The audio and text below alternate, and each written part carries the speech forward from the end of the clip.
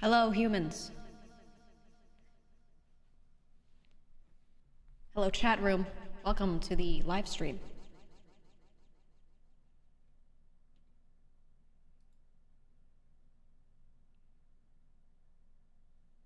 We are here.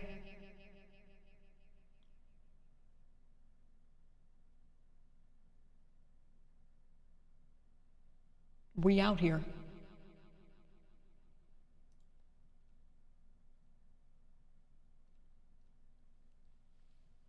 Much to do, much to play.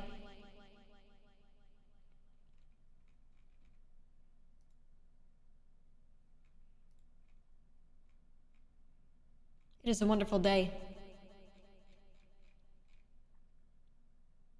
Today is a game day of release game day.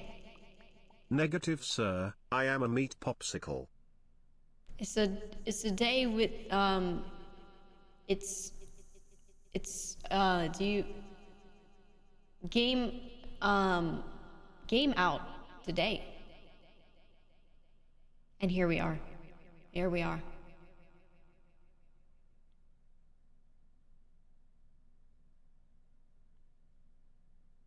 That's right.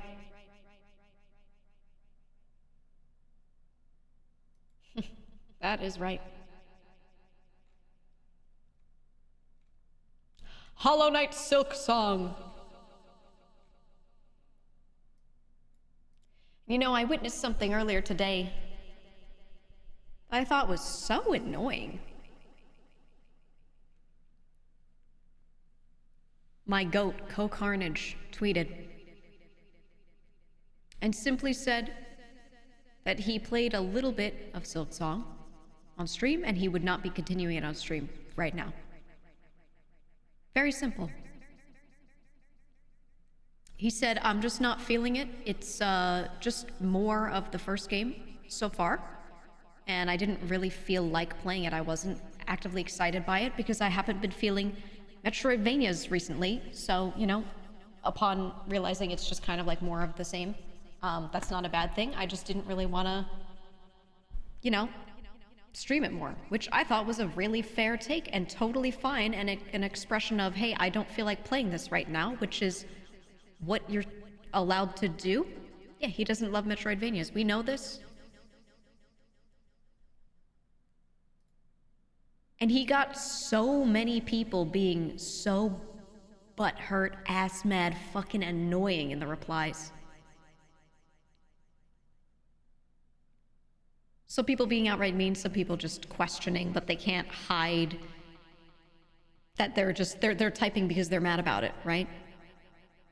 You only played for an hour. That's not really enough time to tell if it's different or it doesn't matter if it does get better later or anything. He played it for an hour and didn't feel like continuing. You don't have to do what you don't want to do. My God, it was one of the most annoying sections of replies I've seen because it was such a mundane tweet that was completely fair and about what a streamer wants to do with what game they play on their own channel. And my God, these people were like so angry, right? And it's fine to disagree, but they were doing like this really heavy, like negative language with some actually, with some people being outright, look, buddy, like things like that. And I was like, what is the purpose? You're not going to convince him of anything. He's the type who will probably try it again later. It was just weird. Twitter be full of butt-ass hurt holes. Butt-ass hurt holes, yeah. Well, everywhere. About pirate situation? What pirate situation? No, I was talking about Co-Carnage. Is there something new with that dude? No, with Co. It was someone who's like really not dramatic and just says like things really nicely. And he worded it really nicely too. He was just like, yeah, I don't know. I played a little bit of it and I just felt like what I was getting so far was just more of the same. He even said, like, as you know, I haven't been able to really enjoy a lot of Metroidvanias. I haven't been into it that much. So for the time being, I'm just going to put it down. I just don't think I'm going to like it right now. I just truly... And he just was explaining, he's talking about how he felt too, not like just an objective opinion on the game. He was also just talking about how he felt, and people coming after someone for just being like, I feel like I wasn't having fun playing it. What's there to be mad about? There are gonna be 5,000 streamers minimum playing this game today on the platform. Like, those people have so much other stuff they could click on, you know? I was just like, why are they so... Oh, man. And yeah, they probably don't watch him, most of them. And I felt like he worded it so nicely. He played it, so not blind opinion. Yeah, a lot of the people in the comments were getting really upset that he made the judgment that he feels like it's more of the same when he only played about an hour of it. Someone even was like, oh, I checked the VOD, it was actually only 47 minutes of gameplay. Like, people were getting like that. And the thing is, he didn't even say, like, I think the whole game's gonna be like this. He was just like, so far I played this and it felt like this, and I didn't really feel the desire to keep playing. That's all he said. It's like, what? God. Him and Zeke literally talked about this like a week ago, about how neither of them like Metroidvanias right now. Yeah, that's why you know these people like don't watch him, right? You know? And if you love Hollow Knight and you want more of the same, you're gonna love this game. Maybe there's more stuff that is added later. I don't know.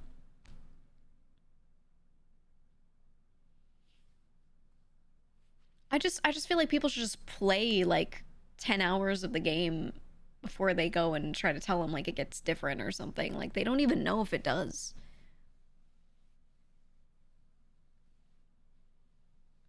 He said, I love Hollow Knight, why would I not want more of it? Yeah, I mean, it was a good game. I had never played it when it came out, so I went back and just... That was one of my off-stream Steam Deck games, and played it and enjoyed it. But I get, like, not everyone likes that genre of game. It's fine. If you make something that 100% of people like, you've made the world's most generic thing. Even Jurassic Park is only rated at 8 out of 10. People need to relax. Yep. But then, you know, it's, as a creator, you know what you get too. When you give lukewarm takes, you're just like talking about something you do like. You get the same types of people being like, ugh, have a different opinion once in your life. Like, you're speaking so opinionatedly on this thing, but like, you're preaching to the choir. What's the point, man? Right? You get the same, like, the same thing on the other side. Yeah, fence sitter, right? Stuff like that. So I'm like, man, let him live. Let him live. Yeah, stop being so basic. Right. I don't know, man. So it's the same people too. People that just want to sit there and go boo, but they don't know what to say. I just feel like you know, I don't think there's any good way to implement this, but if the world were like ideal, there would be an uncorrupt system that just like measures if people are like fucking negative Nancy's or not. And if they are, they're not allowed on the internet. They're not allowed to post. They can only consume content. They can't post. That's what I want. But then you get into social credit, and that's a whole separate conversation. But, you know, if there were like a perfect system that would not fuck people over for no reason, I would love that. It's impossible, but it's my ideal utopian world in my mind. Anyway. I watch K every now and again, and people just like to hate on someone. They are just wanting drama. Yeah, it's true. It's true. I mean, we all get it. We all get it to some extent, right? People complaining about nothing. Complaining just to complain. I don't know why he pronounces it as K. Ko. Ko's like the nicest too. We all get it. I find that, you know, when people complain about a creator, and their complaints, yeah, they don't really have much substance. It's stuff that like the actual viewers know is just like not true. They're just wrong. It's a good thing. It's a good thing. It means that that person's doing well, right? Anytime I see a complaint about me, they're Please no grasping at social straws. credit score. I don't need to be sad about 2 different credit scores. No, I know. That's what I'm saying. Like, in a perfect world, but it's impossible. I don't know. I rarely see people complaining about me, and the few times I do, it's only ever, like, the same 3 regurgitated things that aren't true, so I'm just like, okay. Or it's like someone's, like, valid opinion, and it's just an opinion, right? And that's fine, too. So I'm like, all right. People are complaining about him. Isn't that man the most wholesome person? They're not actively complaining about him elsewhere. It was just replies on his own tweet where he said he didn't feel like continuing Silksong after an hour because he just wasn't feeling it. And he was like, it just kind of feels like more of the first game. And I don't really love Metroidvanias right now. And I was like, that's... You do you, King. That's so valid, right? Like, that, it was like there was nothing wrong with what he said at all. But he even deleted the tweet because the replies were getting so annoying. And I was like, what? What? The level to which they were being annoying, just it to get to the point where he feels like just deleting a tweet. I'm like, man.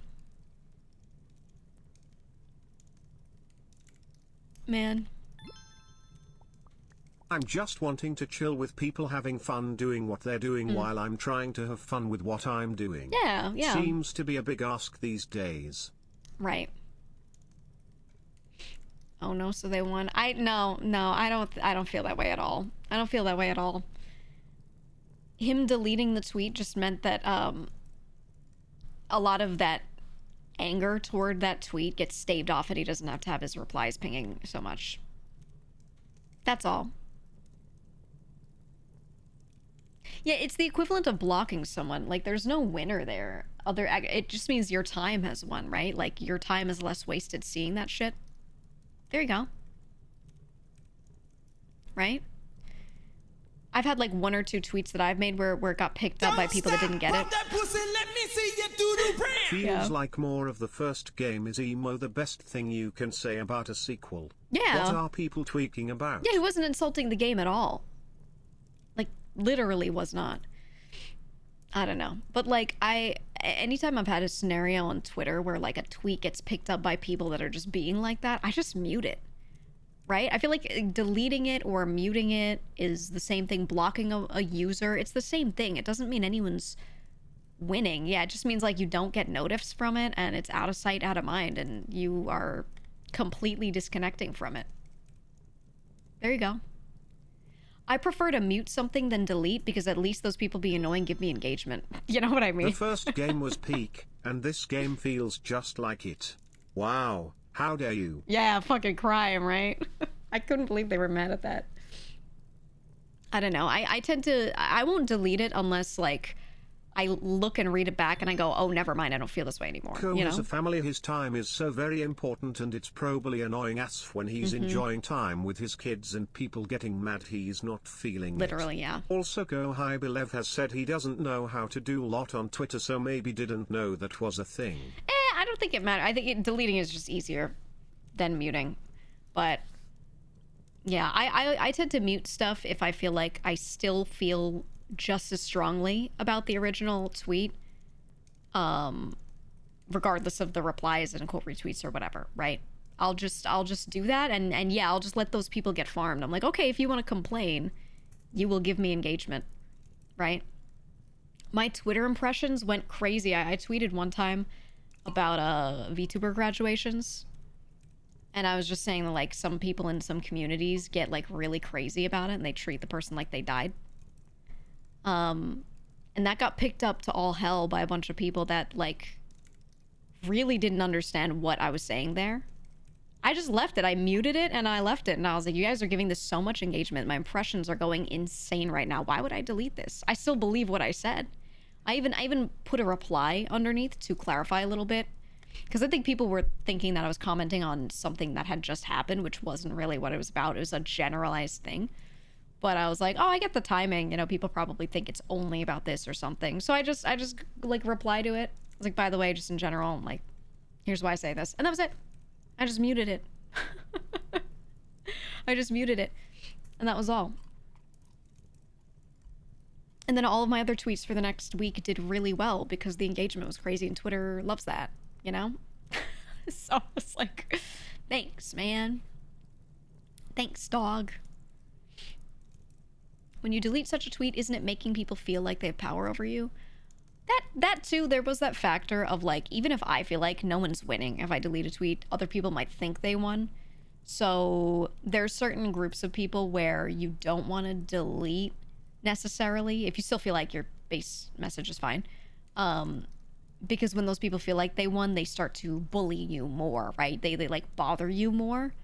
So there are certain groups where leaving that thing up to show that you really do not care about what they said is better. But it was less about that. It was more like, well, I'm just going to farm them if they're going to be annoying, you know, and that's it. Like, what can you do? There's nothing you can do at that point. And I still stick to it. My original point was not wrong at all. Not one bit. So, whatever. Right? Whatever. Yeah, exactly, Nilo. The pancakes and waffles thing. That I feel like anytime I've had like a real issue like that, it's always been a pancakes and waffles situation, thankfully. So, yeah.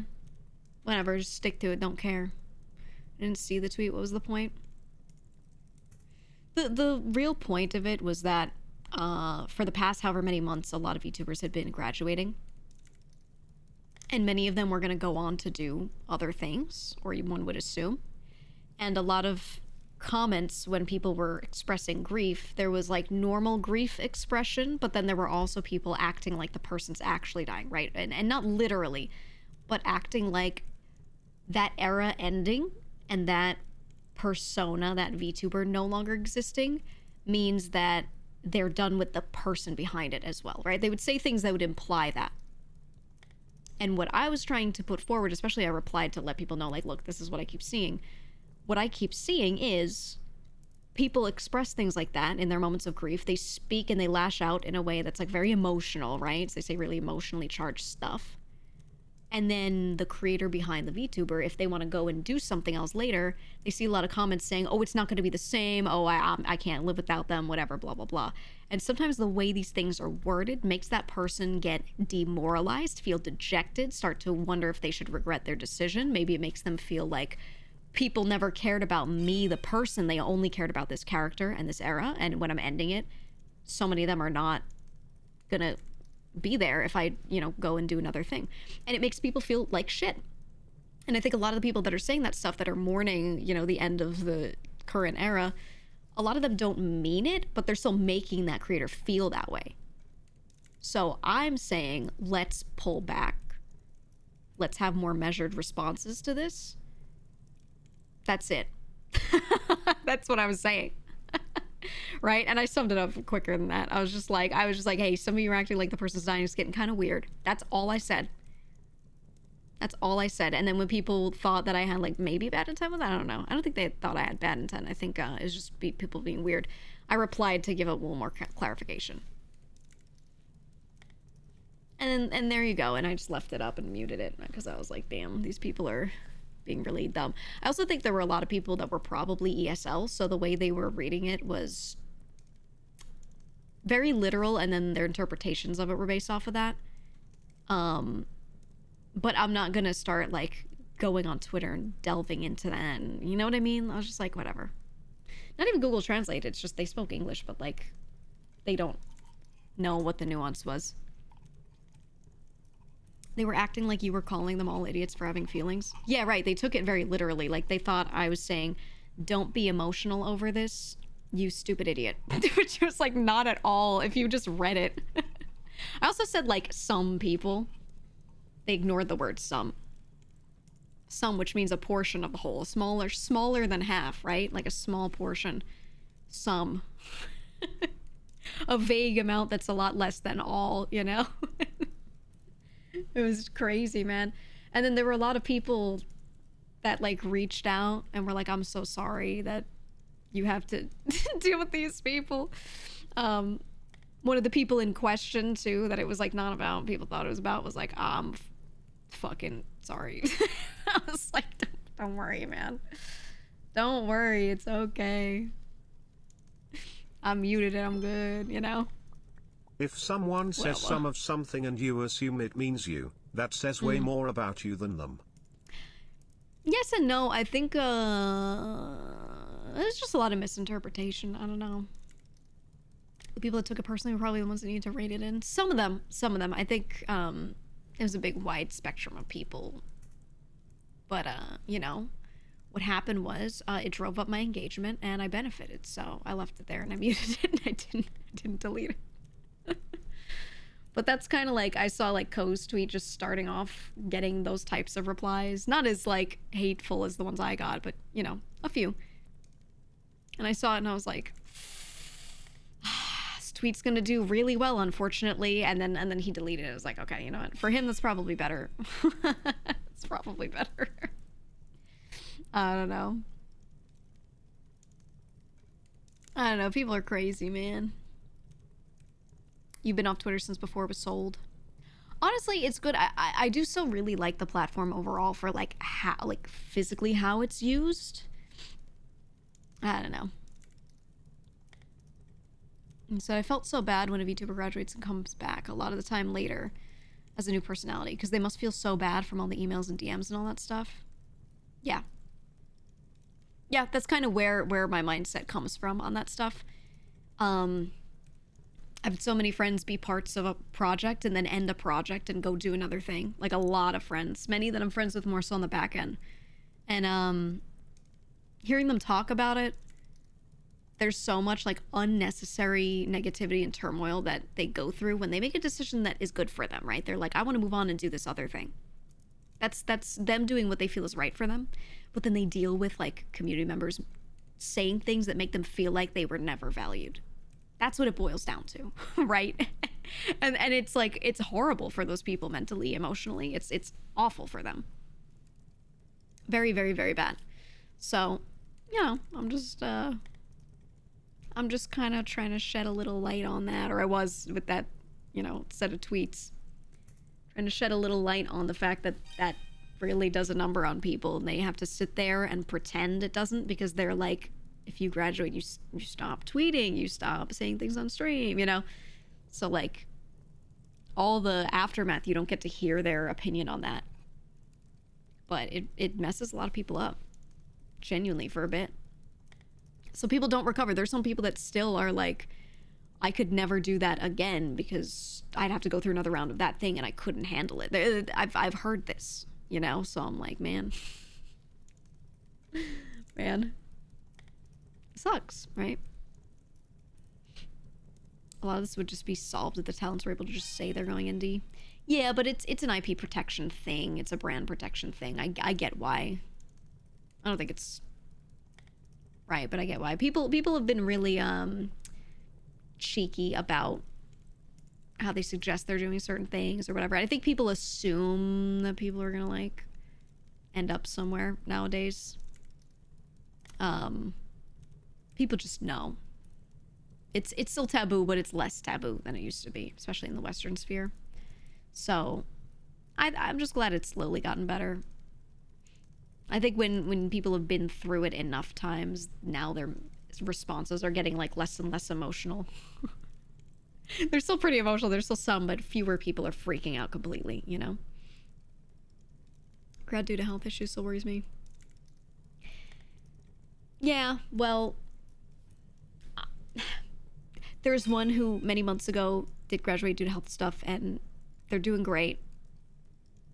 And they're still friends with who they're friends with, and they still exist, and they're doing great, and they just couldn't really stream anymore. It was just a tough thing for them, and that's, you know, it's good. I think the health issues stuff is something I want to see people stop VTubing from, because some people like push through and they make their conditions worse, and I feel really bad because they have like this huge community that really loves them and is like saying, oh, I would feel so sad if you were gone or whatever, and then it gets that person continuing to stream when sometimes they shouldn't for their health, you know? Like sometimes they really should not, but they're appeasing the fan base kind of thing, or it's like a guilt thing. They just feel bad, you know, kind of a mix of both. And I hate to see it. Right? I don't want to see anyone like worsen their health issues just because some other people would feel sad, right? Like that's a moment where you have to be selfish and you have to just be like, no, this is what I need. So, I don't know. It's an unfortunate trade-off of being massively popular. It's so easy to go down that route. Yeah, I mean, there's parasociality is two ways, right? It doesn't have to be necessarily bad, but some of the things I've always talked about how parasociality can be good or bad. It can be both, right? It just depends on what the resulting actions are. But one of the bad ones, you know, one of the bad things that happens is streamers will start to feel really beholden to their audiences sometimes, like they owe them everything, and in a moment where they should be selfish, like relating to their health, doing what's good for them, etc., they hesitate, some of them, or they have a hard time doing what's good for them. A lot of streamers have a hard time taking breaks, and it's not even like a money thing. It's like, oh no, these people are so used to me being here and now I won't for a week. I can't possibly, right? And I'm like, what? You don't owe your time to these people all the time to the extent where you can't take a week break or something, you know, or even a month if you need it, right? But people will like really get in their head about it, and they won't do what they should do. So I don't know. I just think it's nicer to see people like set healthier boundaries. For sure. As in all things, understanding healthy boundaries is so important in online communities for both creator and consumer. Yeah. The hard part of it is when you talk about those boundaries or you set those boundaries, a lot of the time you get accused of not actually liking your audience or not caring or, you know, like things that aren't necessarily true. You're just trying to balance yourself, but you'll get accused of this stuff. And that is really hard. And the more you tell your community things that are kind of beyond that boundary, and you make them feel like they're like in closer to you than they actually realistically are, etc., then when you try to like finally have a talk about some sort of boundary, they like freak out sometimes. Not everyone. I feel like most people are pretty sane, and they might be sad. They'll be like, oh, sad, but whatever, or, you know, or something like that. But you farm up more people that are gonna freak out when you drop some types of news and stuff, you know? I think a big one is like relationships. That one's really tough because not everyone's trying to attract their community that way. Some are, some that's their brand. But a lot of them aren't even trying to do that. And people just kind of like start feeling a certain way. And there's a point where when you see certain reactions to you in chat or you see people say certain things, you should consider telling those people to take one step back so that they don't like actually think like you owe them anything, you know?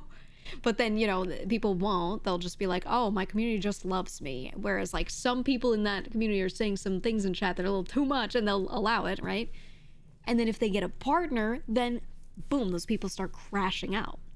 And it turns into, it's one thing if someone gets emotional, it's like, I gotta leave. But sometimes these people, it flips the other way into them feeling like betrayed and they start to like do crazy shit.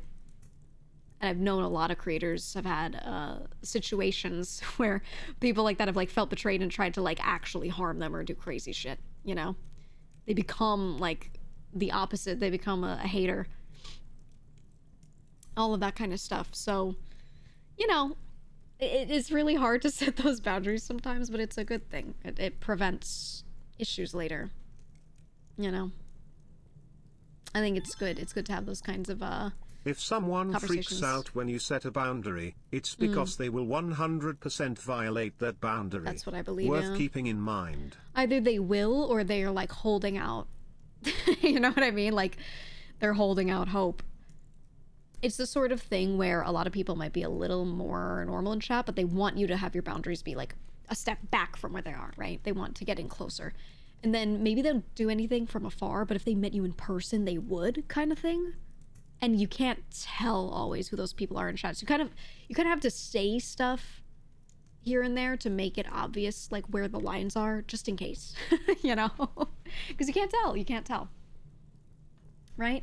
You'll have a chat full of people, let's say there are 100 people, and all of them act totally normal, but then you do a meet and greet, and like 2 of those 100 people show up and are being weird toward you. Right? And then when you're like, whoa, that's a little too forward, they're like, but you're always like blah, blah, blah on stream. What? Right? They act confused and you're like, oh?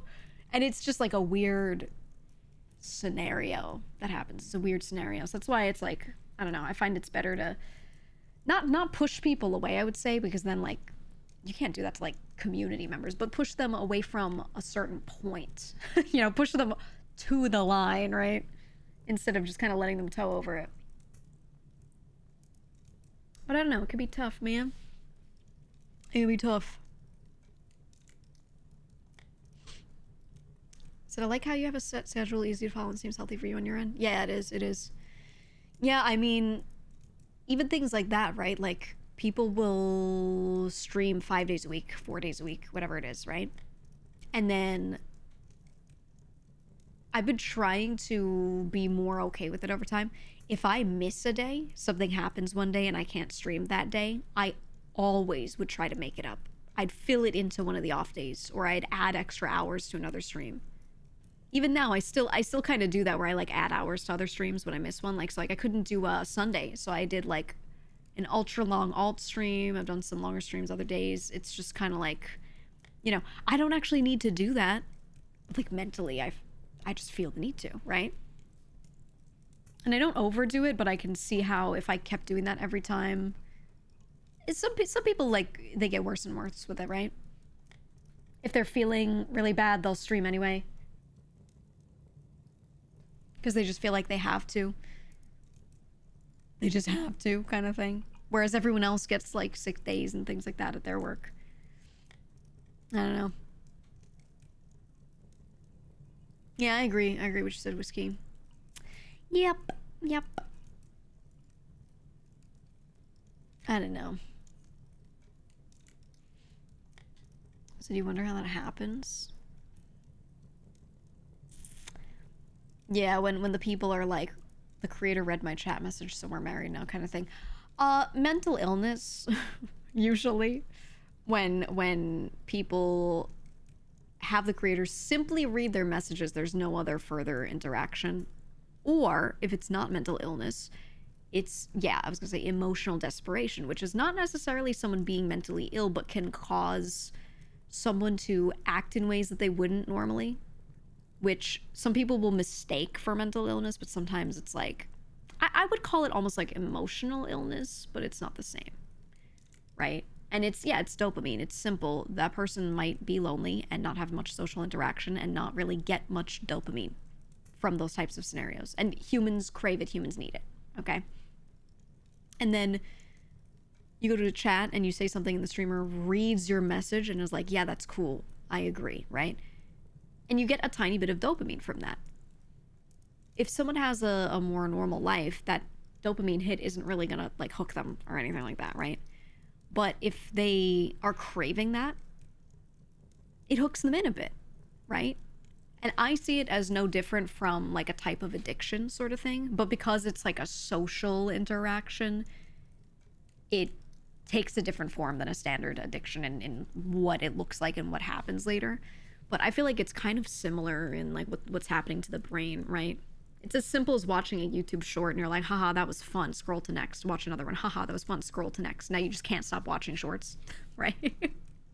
And then, you know, if that person doesn't really have a lot of people in their life that they feel, I'm not going to say this romantically, but I mean like just in general attracted to, like they don't really have people they feel like they can get along with, or when they say things, people don't tend to agree with them, whatever. If like that creator laughed at your messages enough times, whatever, and you don't get that elsewhere, there are some people, I think some people still would like not even get hooked, but there are other people who would, and it becomes really unhealthy. If reading your messages is how you form unhealthy attachments to people, I need to have a long talk with the TTS guy. Yeah. No, it's crazy though. Like, I think people can really like slippery slope into stuff off of something as simple as that. So I know like you'll see crazy stories, like there'll be a chatter who never met the creator, but then they like straight up think they're like in a relationship. But it's, you know, you could see how it starts. You could see how it starts for sure. And then It's usually not that there are some that actually think they're in a relationship, and those people definitely are suffering from some sort of mental illness or level of delusion or whatever it is, right? But the ones that you see in stories where sometimes they're like, oh, they thought they were dating. Oftentimes it's not that. It's more that that person thought they had a real chance. Which you should never assume you don't have a chance with someone 100% until you meet them and find out you don't, right? Is it realistic? No. It's not very realistic. But I get what their mindset is. So when they get those dopamine hits and the creator like laughs at them in the chat, haha, oh funny, oh I like that thing you said, and then they like the creator a bit, there's plenty of them that then go to like a meet and greet, let's say, and they meet that person, and they've built it up in their head like there's a good chance, a real chance, that when they go and meet this creator, they'll be like, oh my god, haha, yay, the same way they are to their chat messages, and like things will work out and they'll end up together. You know what I mean? Like they really, build themselves up to that. And honestly, I know people will be like, oh, it's so crazy when I read a story that someone goes to meet and greet and thinks they can just date this creator or whatever. Like, that's so insane.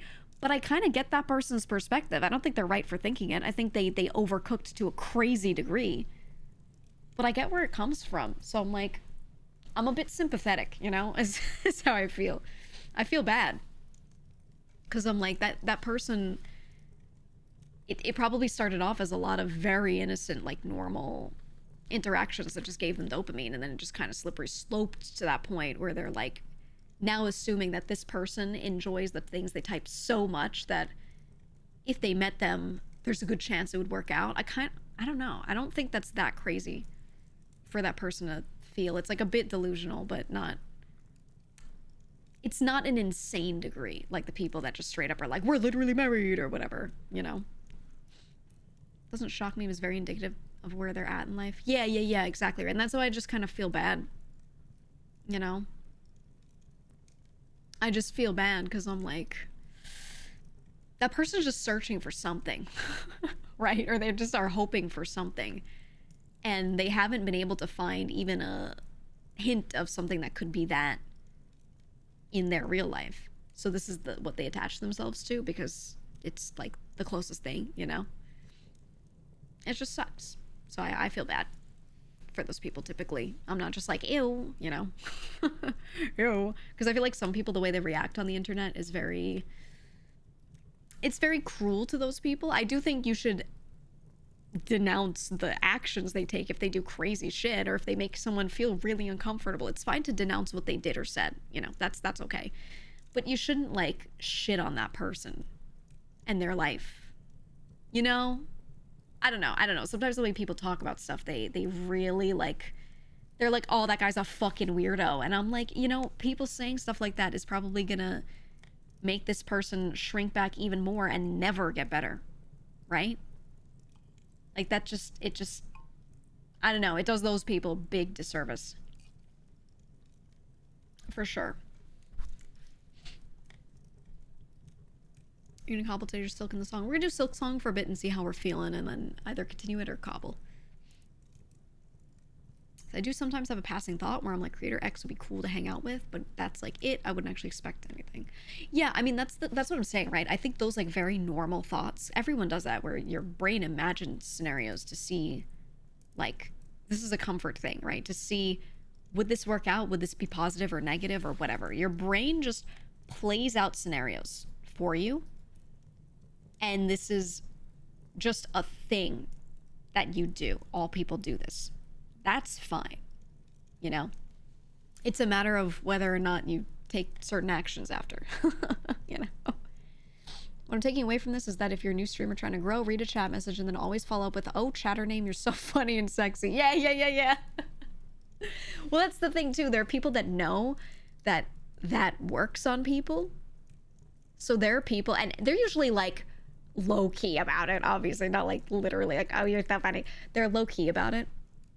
There are 100% creators that will sit there, be streaming, and a chatter will say something funny and they'll be like, and they'll go, you're always so funny. There are plenty of them that will just mean that, And then there are also plenty that will say that because they know they're hooking that person, and that is so gross. It is so gross. It's not a ton of creators that do that, but there's some that do, and I'm just like, ew. Ew, ew, ew, ew, ew. Like, you can't do that to people, you know, but they do. They do. It's crazy. Absolutely crazy. That is nuts. Absolutely nuts. Is that what I'm doing wrong? You start doing that? Yeah, you could hook some people. It's crazy. Or they'll do it to someone. Oh my god, this is the one that's the worst. They'll do it to someone who gifts a lot. I try to make a big push against like overly thanking or putting a spotlight on someone who gifts a lot. I'm very thankful. I'm very appreciative. But I don't want to do that to them. Right? Even if I'm just saying thank you so much. If I start saying like, oh, this guy's the GOAT and blah, blah, blah, like that, it can build to a point where it can get a little weird. You know? It can. So I always try to keep it like as normal as I can, because I'm always like, I'm trying not to do anyone a disservice, you know what I mean? And you hope that all these people are well and good and it won't do anything crazy to them, but you don't know. So, you know, I think it's like healthy to just be normal. Be normal. People who then respond and go into debt spending money on a stream are so weird. Well, yeah, so sometimes there have been people who have given subs and I'm very thankful, and then they've been like, oh, haha, yeah, something, I'm still in college, it was my last, you know, however many bucks, take it. And I'll be like, thank you, but don't give me your last however many bucks. Like, I keep that for yourself, you know? I have seen people see that type of comment and be like, saying something along the lines of, wow, you really care, or like, my god, that's dedication. And they're not always necessarily trying to purposefully like gas that person up so they do it again, but sometimes just the words that come out end up gassing that person up, and now that person is likely to keep doing it when they really shouldn't. And they're like, ooh, if I do this and I play a dangerous game, then I look like I'm I'm so dedicated, and they thought that was cool, and that's the dopamine hit, you know? And when I see that, I'm just like, ooh, I don't know. All right, I feel bad. That stuff freaks me out, especially when chat starts joking about it, because you know there's at least one person in that crowd where it's absolutely not a joke. Right. Yeah, when they make it a meme, like, I don't want to be the fun police, right? I don't want to be the fun police and shut down every little thing. But when I shut something down that seems mundane, it's usually because I know it can snowball into being really bad. And maybe most people are like going to be fine, but I know one or two people can like, this will cause some real fucking problems for them, you know? So I'm just trying to like not have those people have those issues, because I'll feel so bad, you know? It's just terrible. Yeah, it's toxic, right? When people do stuff like that. And they don't always mean it, too. Sometimes the creator isn't trying to give that person dopamine on purpose and bait them into doing it. I think they're just not being very aware and not realizing that the way they're talking to this person might make them, like, keep spending when they shouldn't, you know, things like that. I don't know. I also feel like it puts a lot of attention on that person. Sometimes they just want to support. They don't want to be, like, noticed by everyone else, you know? So that's why I make it, like, I try to make an environment where they can feel comfortable gifting a lot here if they wanted to, because I'm not gonna put them on a pedestal and be like, everyone congratulate this guy because he did this thing, you know? So people don't want that. They really don't. So I try to keep it, like, as chill as possible, so I'm not, like, you know, with the high beams spotlighting you for the next 10 minutes, you know? Or I try to keep it quick. I don't know. I've had a few people complain. They're like, I like gifting to people, but I do it anonymously, or I do it like when the person's not streaming, because I don't want that attention. So I'm like, you know what? I get that. I feel like I've heard that more often than not. So I try to keep it like chill, be thankful, and then we move on, you know? I don't need the streamer to give me dopamine. September Gamba does that. Yeah, did they bring the Gamba back? Are we getting that again? Or is that like a later in the month thing, or not at all? I don't know. Hi, Alfie. I liked the Gamba last year. It'll be at the end of the month. Yeah, it was fun. I was thinking we do something special for that week. I don't know. I don't want to do a proper subathon. Like I've been pretty adamant about it, where I don't want to blow out my voice, number one. Number two, I don't like for my own stream, the leave the stream on all night thing. I like to turn my computer off every day. All right? Simple stuff. I like that. I have little issues with my power overnight all the time, like slightly. That would like cut off my internet, so it would like half the streams would just end anyway. You know, like it just happens and I can't control it. I don't know. I have like a lot of these little things where I'm like, it just doesn't make sense for me to try to do like a 24/7 thing.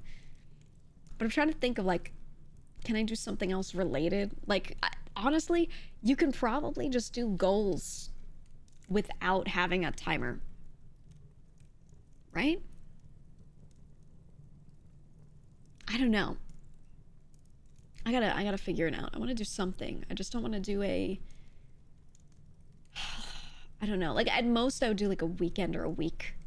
That would be the longest. Even then though, I feel like it's so long to not turn my computer off. I don't like that. Yeah, Blazing. I don't want to bot chat at 3 a.m. That's the other thing. I feel so bad for the mods. I don't want to do that. That sucks, dude. Bro, fuck power issues. I have my PC, home server, and entire network stack on UPSS from brownouts causing weird issues. Yep. Even then, sometimes, like, power's, like, a little weird for a while, and I can't, like, I don't know. I don't know, dude. You said, subathon with Scratch Rolls. Think Mata did that, but with the timer. You can pause the timer and stream the next day also. You can do the like daily 8-hour thing, but I feel like I stream a lot of hours each time I stream anyway, so is that unique? For me? I don't know. I've been trying to end at 6 hours on some days, but I tend to like also have a lot of days where I go further. I do like 7.5, 8 hours often. So I don't know. I don't know. Pixel streamers do pause timer subathon. I think having a timer that you pause would make sense if you're like, I'm going to stream every day in a row until the timer's gone.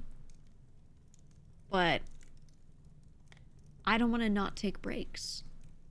A lot of my break days, I'm streaming on my alt anyway. And I'm just getting stuff in elsewhere. So I'm like, I don't know. That's right, Alfie. That's right. I don't know. I've just thought about it a lot. I'm like, you know what? Maybe we just do it as a September thing. And I just set up goals. That's it. That's it. If we hit this before the month ends, then I'll do this and that. Done. And you're purely going for the goals and not for like a timer. Right? I think that would be the better way to do it. Much better way to do it. So I don't know. For me, I feel like the subathons are about the goals anyway, right? They're about goals, and they're about when people do the events, they tend to have like a lot of friends on, or they leave like calls open so friends can hop in. That's kind of what it's about nowadays. A lot of people used to schedule out their subathons so that they had a lot of events happening, and that's been something that's been happening less because I feel like subathons are getting longer and longer. So they'll have a really strong like first week or two, and then it peters out because after that, like all the stuff they planned is done, and now they're just like struggling to exist for the next couple of weeks, right? So it feels less like an event over time. And I feel like, so now subathons, the thing that people care about for content wise during them is more so if there are goals to be done that can be done on stream, and then if people are just like seeing unique interactions because friends are holding down the call while the person's sleeping or stuff like that, right? That's all I can think of. I don't know. People make the time ads too long. There, I said it. They shouldn't last a month, in my opinion. It's like cool. It's cool. But pretty much everyone who puts a month cap on it hits the full month anyway. Doesn't that mean that we should adjust down? Less time per sub? Everyone's like scaled it really poorly, I feel. And then the excitement of the timer goes away when the timer's just there sitting at like 1 billion hours for forever. Yeah, it should be hard. It should be hard to do.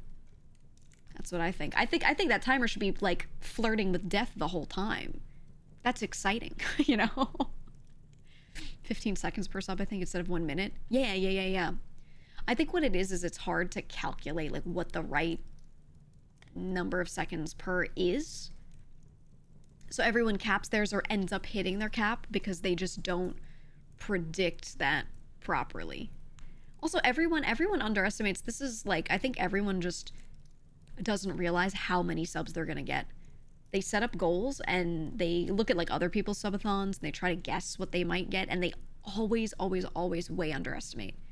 And they write a lot of stuff in as crazy stretch goals thinking that it'll never happen, but then they're like passing their stretch goals in the first week and they're like, what? What is happening? It's always like that. Yeah, Blazing, if they just did some math, I think they could have a subathon that actually feels like, you know, the stakes are high. The stakes are high. You like me just Plinko? I loved the Plinko, yeah. I thought the Plinko was really fun. I think everyone should do things like that where it should be, here's my idea. Here's my idea. You should have your timer. If you're doing that type of subathon, you should have it be a small amount of time per sub. A very small amount of time. And then you have flash sales. Random events. In the next 10 minutes, if you gift this, you get this higher time value. Boom, flash sale. And then it keeps people like, I don't know, the suspense is front, right? Because people are watching and there's this, and you can automate it so even the streamer doesn't know, right? You can just like have it pick a number of seconds until the next one happens, and maybe that number of seconds is like, okay, in 10 hours it does it, but the streamer shouldn't know, right? It should just pop up and it just does it. And then you're like, oh shit, right? Ooh, and then we could have a character that pops up and gets more pregnant during the flash sales. Exactly. Exactly. You're picking up what I'm putting down, Blazing. You're getting it. But I think stuff like that is fun, you know, because for me, the stuff I liked about like the first few subathons I ever saw was that the timer was like, you were really struggling with it, you know? Oh, that was fun. You said, I don't believe streamers when they receive the amount they do. They go, what? I can't believe these goals were beaten so easily. Stop the cap, streamers. No, I kind of, some of them, okay, maybe some of them. I kind of believe a lot of them because they just don't do the math early and they just genuinely do not realize. Also, everyone's down on themselves. Everyone's like, oh, I'm not going to get as many subs as so-and-so. And I'm like, yes, you will. You totally will. But they're always like, no, there's no way people do that to me. And they all put themselves down, man. I do that to myself with like merch sales and stuff. Every time they're like, how many of these do you want to order and put in the store? I'm like, we're not going to sell that many, and then we do. The day viewers revolt and the uncapped subathon meta finally dies. People riot. Yeah, I don't think they should be uncapped, but you said it earlier. My thing I've always said is there should be diminishing returns. I think the cool thing, there's 2 ways you could do it. Maybe you do both. Number 1, week 1, all subs are worth 30 seconds, right? Week 2, now they're 15. Week 3, now they're 5, right? The amount of seconds it adds should just lower over time, every single time. That's number 1. Number 2, when a user gives their first 10, 20, 50, whatever number you want to make it, subs, that person gets 30 seconds per sub, let's say. When that user passes a certain amount gifted, now you make it worth less. I liked Mish's recent one where hype train give a pachinko that has minus 120 seconds and can make you lose time. It was the Plinko. Yeah, we were talking about it before. I really like this system. I thought it was good. That's the kind of stuff I'm talking about, right? Like doing things to change it up. Putting your viewers in tax brackets, yeah. Though that could just discourage people that want to gift a lot, which is maybe not the right idea because you don't want them to like feel less good about it over time. Like if they want to give, they want to give. That's why I think the time-gated one is the best, right? And then it's fun because then over time that timer is like flirting with death more and more, but now it's harder to get it back up so that the timer doesn't go out. And I think that'd be great. That'd be a nightmare to program the back end. No, not really. It's not that bad. I promise. There are a lot of tools that already exist that you don't even have to make a custom thing to do that with. You can already kind of do that. What about a subathon with a random, very low chance to put the timer to an hour no matter where the timer was?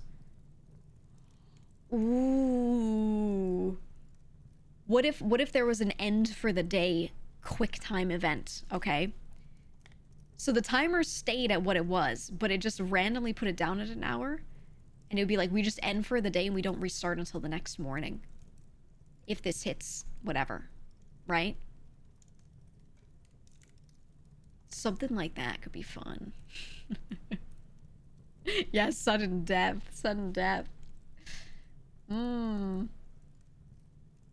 Yeah, TPS check for that day. Stuff like that, right? Could be fun. A system where each gifted sub has a 0.001% chance of instantly ending the subathon. Yeah, it just always spins the wheel of death. Wait, that could be good. Every time you hit a goal, it does it. The wheel spins. A sub versus bit war. One makes the timer go up, the other makes it go down. Yeah, I proposed that to someone that was making like a subathon tool a while back. I was like, you should do that. Remember a long time ago I talked about I wanted to do a reverse subathon where we start with a big timer and everything you gift would lower that timer. And then that would have diminishing returns as well, but like in the negative. So over time you can remove more and more time from the timer, or vice versa. And then I had a lot of ideas with the goals where you could make it so that if you get that timer down to a certain point within the first whatever many hours of the stream, then you get like these extra bonus goals, right? So anytime the time between two goals is less than X, you get the extra bonus for that goal. That's what I was thinking of. So that way you're like incentivized to maybe do it for some and not others. I thought it would be fun. Just saying, I thought it'd be fun. It could be cool. The person who ends the subathon wins a care package from Cheeky Soap. I'm sure you could, yeah, you could yoink that data. You should be able to figure that out. I like that.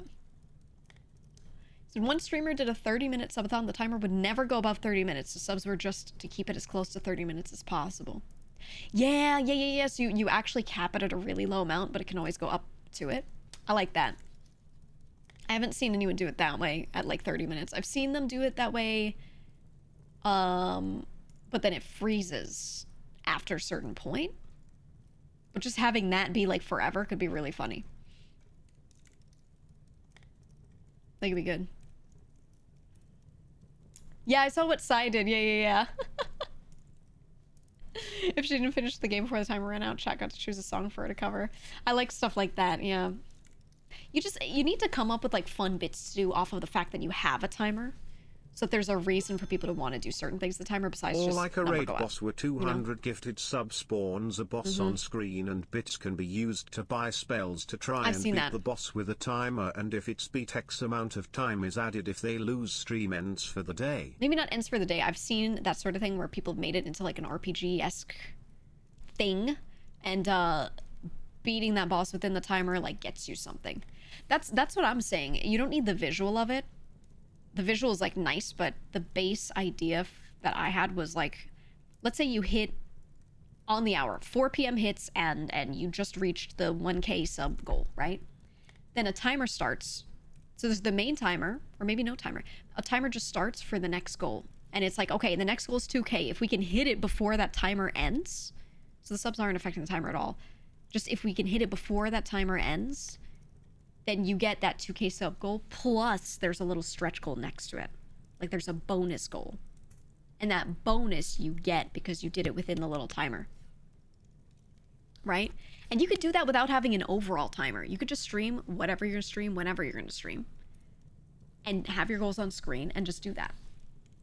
Right? And you could just set up a Google timer. You don't even need to do anything crazy. Just the moment that 1K goal hits, you go, okay guys, here we go, boom. And you hit the button and you start the little timer on screen and you go, all right. If we can do the next goal by this time, you get the stretch goal too. You get the bonus. Pop that pussy, let me see your doo-doo brand. Right? A custom gift sub quantity to trigger sound alerts XDDY deduct cats. Wow, who would think of such a thing? Who would? I always thought it'd be fun to make certain amounts of bits raise or lower the timer by certain amounts and have people try to like give every number of bits to figure out what the good ones are. It could be good. PvP. Well, that's the other thing. We have the faction system, so I could make it binomial distribution subathon, where you have to gift subs at the correct rate. Too many subs or too few, and the timer drops logarithmically. Ooh, we could keep them within a range. Ooh. Blazing, here's my idea. We have 3 meters, and when you gift subs or bits or whatever, it reads in what faction you're a part of and moves your meter up. So it's not just these points, it's a separate thing just for that. And then the faction that wins gets something. Right? So maybe the bonus goals only apply to those factions. It could be done. Yeah, it wouldn't be hard. I know. That's why I'm like trying to think of stuff that'd be easy to implement. We should cook on it. We'll cook on it later, Blazing. DM me so I don't forget. Or DM me later. We could do a lot with this. Art of our faction anime girl. Ooh, it could be whatever you guys wanted. Whatever that faction votes on. The winning faction gets their special merch available a week in advance of others. Ooh, or the next drop, there's a special product like relating to that. An official undead sandwich. Dude, the sandwich saga would continue forever. I don't know. There's a lot of fun stuff we could do with it. I want to do more with the factions in general. I feel like I do some with it, but I haven't done any new events on it in a while because I was just so fucking focused on trying to get Vishojo shit to happen, you know? And I just was like, okay, I'll put away this stuff. But I want to, like, do more. I want to do more. It's hard. A lot of the stuff I used to do, though, was only possible with a smaller community. So there's a lot I have to, like, figure out. There are a lot of ideas I had back in the day that we used to do that I can't repurpose. Because it really depended on the community being small enough that I could manage that. So I need to figure that out. I need to figure out how possible that is, but yeah, can't scale a lot of the old ideas. Some of the old rewards you would get for winning that month were things that again would only work out with a smaller community. And I'm struggling to think of like what really is good and feels worth it. But when the community is this large, that I can do as an individual, you know, it's tough. There's some things that can be done, kind of, but yeah. For the most part, though, the good news is most people just want to win points-wise. They're like, I don't really care about that stuff. Megan's pregnant? GEEGA, what the fuck, Dayo? Maybe we get a pregnant emote for each faction. Maybe that's what we do. No, but that's the kind of thing I'm like, I could give like emotes and stuff that like works for everyone, but it's hard to figure out. I can't repurpose a lot of the old rewards we used to have because they only work at a small scale. So I gotta figure it out. But we sure as hell can do pregnant emotes. Discount codes to Trash Mobs merch would be simple and scalable. That is very true. It's hard to not have that leak out, though, which we'd have to just honor system it. But let's say I shared in Discord to everyone who's in, Undead. You guys can get a little discount. I'd have to make them, like, OAuth in or something to prove that they're actually them, so they don't just hand the code to whoever the fuck, you know? Most people would. Most people would be pretty good about it, but you have to, like, consider it. But cheeky prizes. Yeah, but then I raffle it to some people in the faction and I don't give it to everyone. I want stuff that everyone can benefit from. Because I could do a lot of stuff like that. Or have prizes for some people, but there are like thousands of you in each faction, you know? So I can't. I want to think of stuff that could, like, be for everyone. Put a discount on the specific merch for the faction. That's true, right? The sweeping way to do it would be like all creatures related stuff, all monster related stuff is discounted this weekend or whatever. It could be done, but I don't want to just do discounts and stuff because that's just like money saving. I want to do fun things. That's not like inherently fun. It's good, and I already have stuff like that written down, but that's not fun shit, you know? So I want it to feel like event based or something. I'll think on it. I do have many ideas. It's just trying to make them fit with a large community. Having more money is fun. I'm not saying it's not. I'm just saying I want more stuff along with that. You know? What were the old rewards? A lot of it would be simple ones that aren't doable right now. For example, are like movie nights and game nights that we would have just in Discord with that faction. There's too many people now. It's impossible.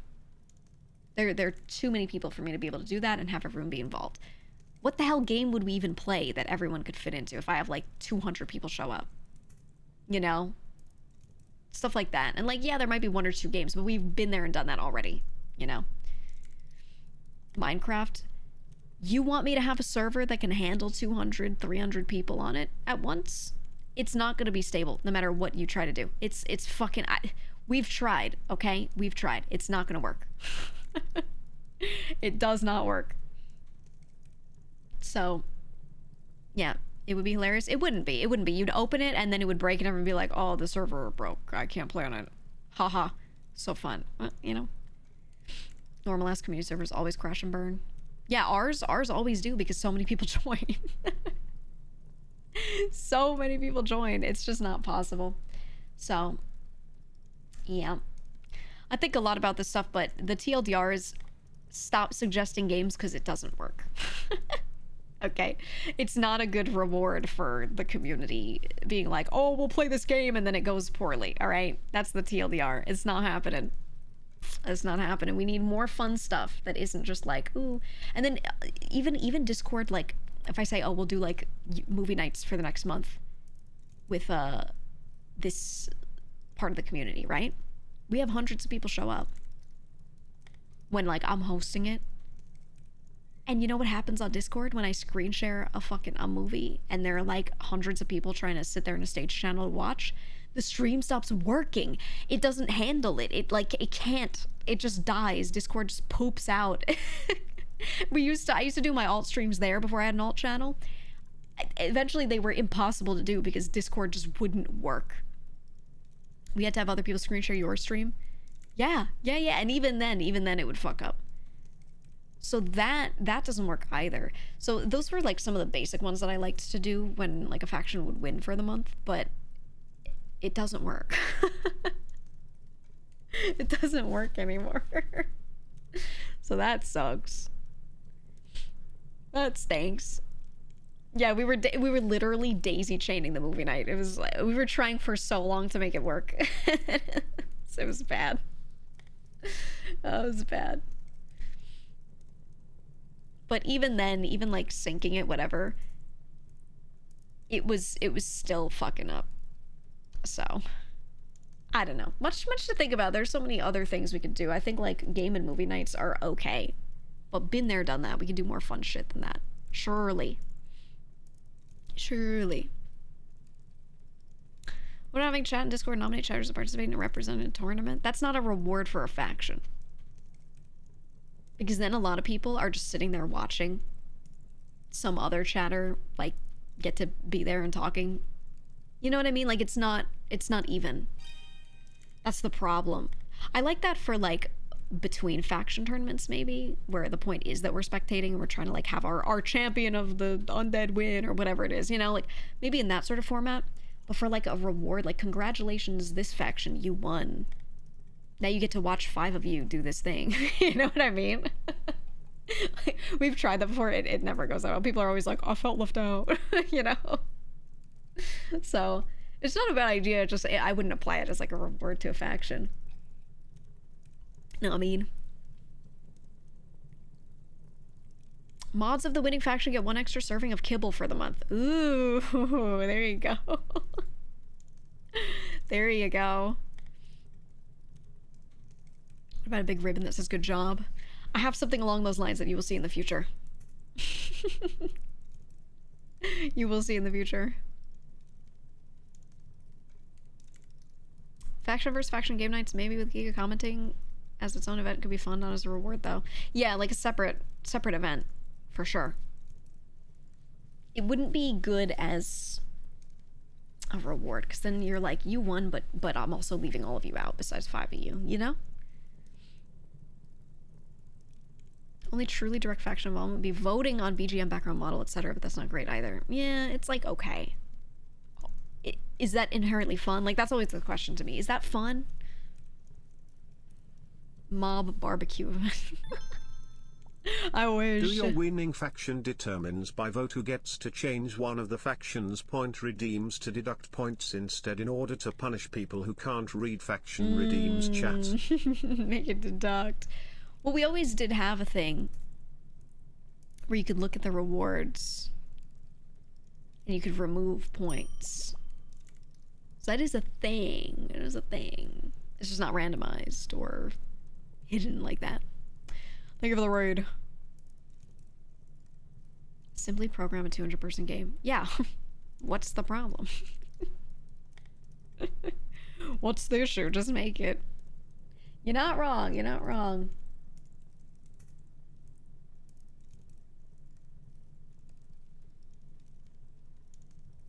It would require an art thing. Winning faction is a dedicated faction room as a stream background. For like a week, the stream takes place in the monster suite. Yeah, you can do stuff like that. I have some related stuff, but not exactly that idea. But yeah. It'd be cool if you could partner with the game to get a faction-specific item added to the game and given to the faction members who give the most observed bits.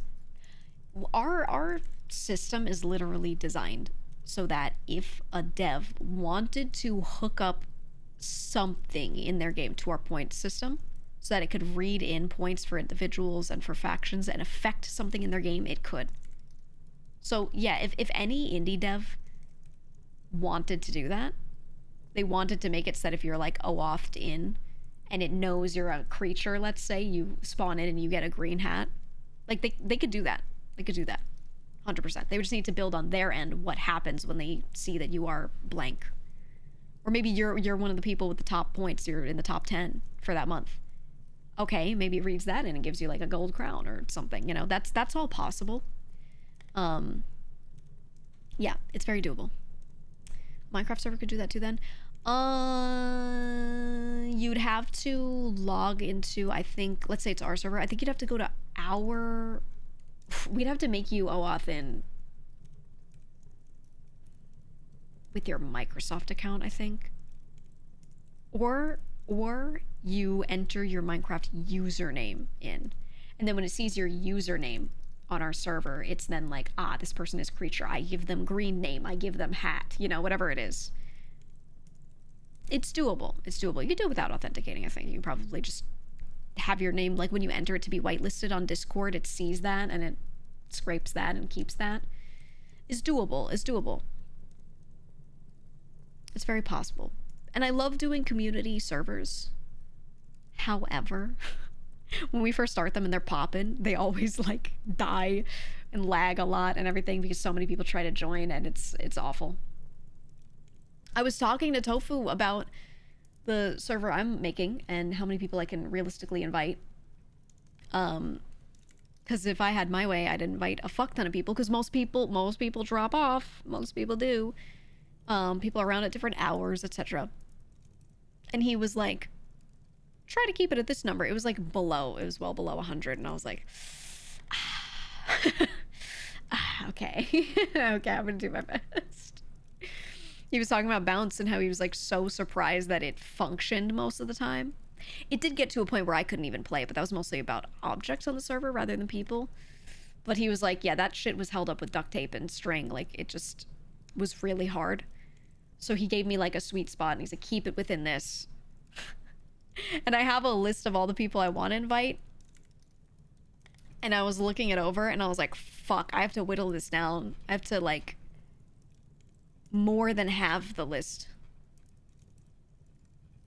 Which sucks, but I'm gonna start with anyone I think like is not likely to stick. They tend to not join these servers at all, or they tend to like only join for a little bit and not really do much, or they don't do events on them, whatever. They're gonna have to go first. I'm gonna have to prune them.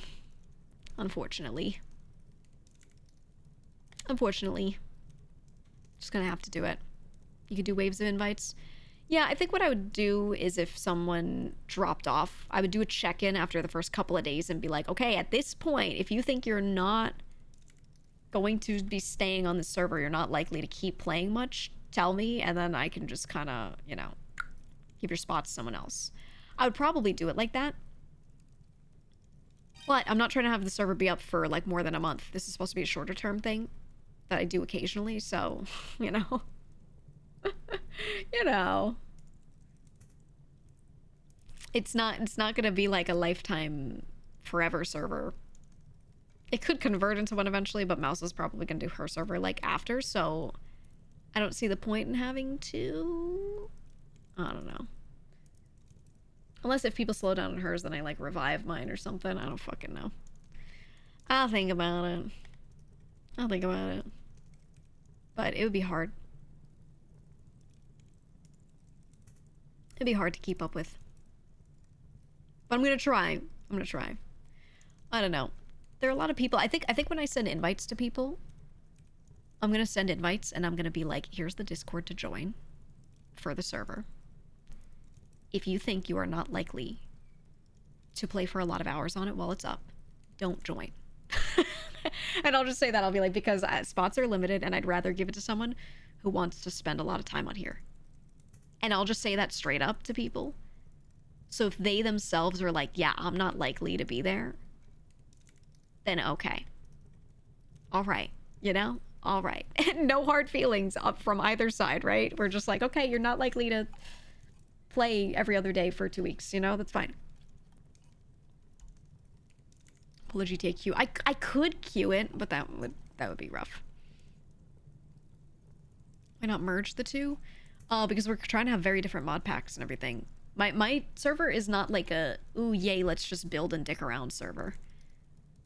It's gonna be like events, and there's a, I don't want to say storyline. Storyline isn't the right word, but it's a proper SMP idea.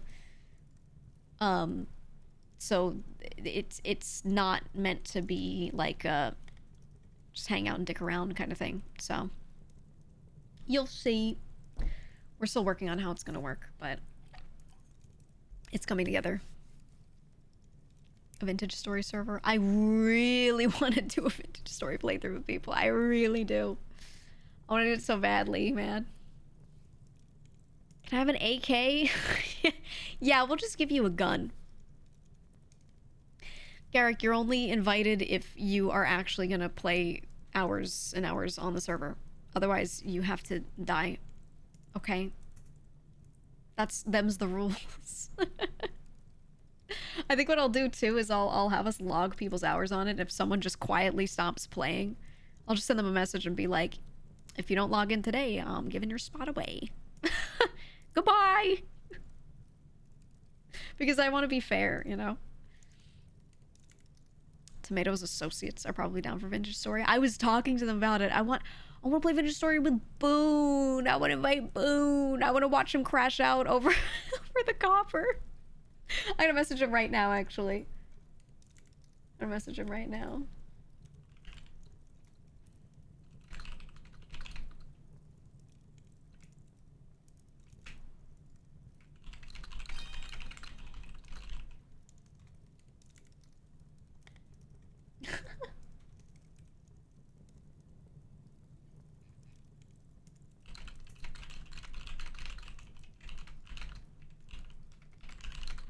Hold on, I'm gonna tell him.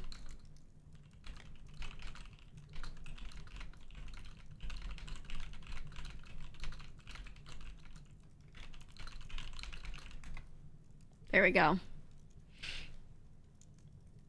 We love Boone. I just loved watching him play Vintage Story, and he was okay. It was winter, right? In game, it was winter, and there are temperatures and things, and it's like really intense Minecraft where it's a bunch of realism mods and things that were then turned into their own game instead of it just being built on Minecraft. So the dude's sitting there melting down copper and trying to pour it into a mold so that it can harden, and when it cools down enough, it hardens, and then you get this piece that you can now use as like a hammerhead, right? Let's say. It's winter though, so he's like heating stuff up. He's just trying to get, yeah, 1 ingot was all he was trying to make, and he's melting stuff down, and he's like taking it out with tongs. He kept touching it with his hands accidentally. He's like, ow, ow, and he's like touching it with his hands. He finally gets the tongs out. He picks up the thing. It's molten. He's bringing it over to the mold. He starts pouring it, and it's cooling down too fast, and he's crashing out. He's losing his mind, dying, you know. I'm just watching him like cry. He's shaking the mouse. You can see his frustration like on screen. It's so good. It was so stupid. I look at that and I'm like, you know, we need that. We need a Vintage Story playthrough with other people. I did solo for a day and it was really fun, but I saw how much work it was, and I was like, yeah, this is really a multi-person thing. We got to get to that point, though. We got to get to that point. And we will. We will. With time. It's like that Malcolm in the Middle. Yeah. Oh, it was so funny. It was so funny. I'll talk to Tomato Gang.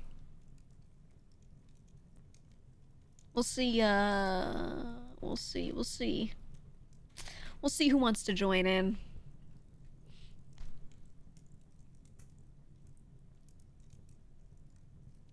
Yeah, when you burn yourself on your metal or it cools too fast. I think, I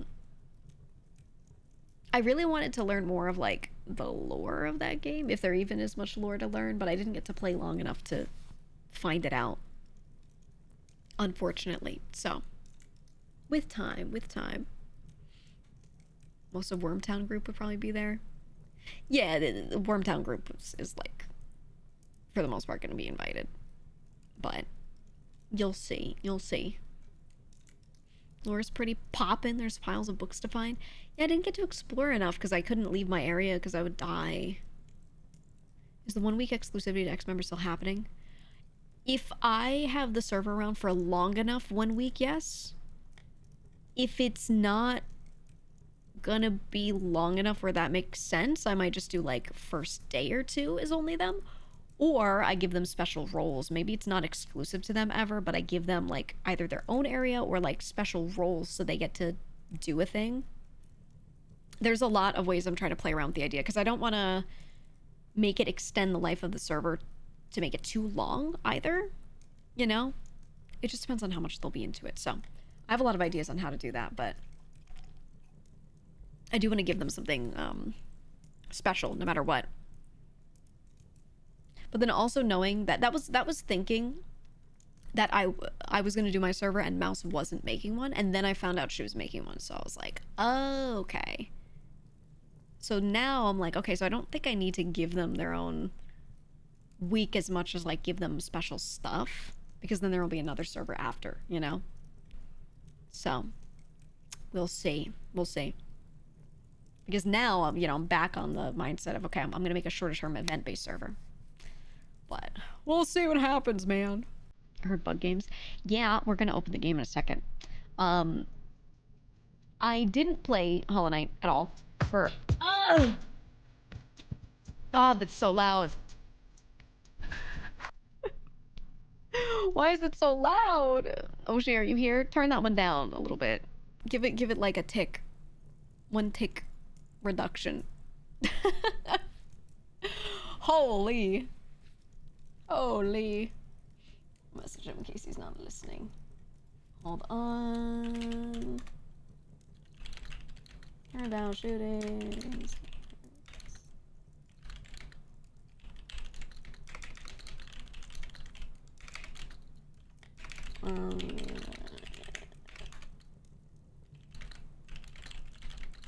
Okay. There we go. All right, let's open the game. I did not play Hollow Knight when it first came out. I didn't play it for a while. I really wanted to because it's like the type of game that I would be very into, and I just ignored it because something else was out that I was playing. I don't remember what. I was just so like into something else at the time. And I was always like, oh yeah, I'll play it, oh yeah, I'll play it. And then they announced Silksong, and I was like, fuck, I really gotta play it now. So I played it on my Steam Deck, and I liked it. So now we're gonna play Silksong.